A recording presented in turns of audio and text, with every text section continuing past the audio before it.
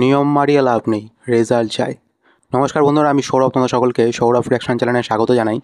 এখন কথা বলবো অরিন্দম ভট্টাচার্যের নতুন একটি কাজ দুর্গাপুর জংশন নিয়ে। এর আগে সে একটা কাজ করেছিল, তার নাম ছিল শিবপুর। শিবপুরের যে মুভিটা তোমরা দেখেছিলে, মানে যারা দেখেছিলে তারা তো প্রত্যেকেই বলেছো যে খুব ভালো হয়েছে।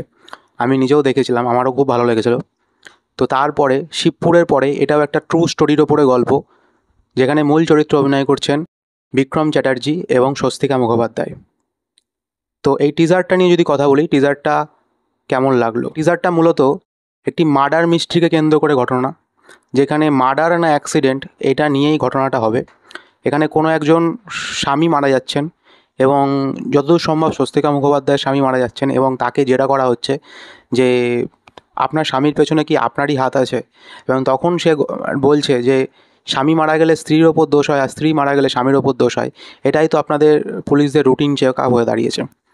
তো ঘটনাটা এরকম টাইপের হতে চলেছে এবং বিক্রম চ্যাটার্জি যে পুলিশ অফিসার, তিনি পুলিশ অফিসারের চরিত্র অভিনয় করছেন। তার চরিত্রটা অনেকটা রাফ টাফ টাইপের চরিত্র, সে এনকাউন্টার স্পেশালিস্ট, মানে একদম রাফ টাফ টাইপের চরিত্র হতে চলেছে। যেরকম আমরা খাকি দ্য বেঙ্গল চ্যাপ্টারে জিতের চরিত্রটা দেখলাম, একদম এনকাউন্টার স্পেশালিস্ট, তো সেরকম টাইপের একটা চরিত্র হতে চলেছে। এবং তো দেখা যাক কেমন কী হয়। এবং স্বস্তিকা মুখোপাধ্যায়ের অ্যাক্টিং আমার খুব ভালো লাগে, তিনি খুব ভালো একজন অ্যাক্ট্রেস। এবং বিক্রম চ্যাটার্জি তিনিও খুব ভালো একজন পারফর্মার। তিনি যদি খুব ভালো একজন ডিরেক্টরের হাতে পড়েন এবং ভালো কোনো গল্প তার হাতে দেওয়া হয়, তিনি ভালো পারফরমেন্স করেন। তার প্রিভিয়াস কাজ আমার ভালো লাগেনি, সেটা আমি আমার ভিডিওতে বলেছিলাম। সেটার নাম ছিল হচ্ছে অমর সঙ্গী, সেটা আমার খুব একটা ভালো লাগেনি। তবে এইখানে বিক্রম চ্যাটার্জির পারফরমেন্স আমাকে ইমপ্রেসিভ লাগছে, তার পারফরমেন্স আমার ভালো লাগছে এখানে।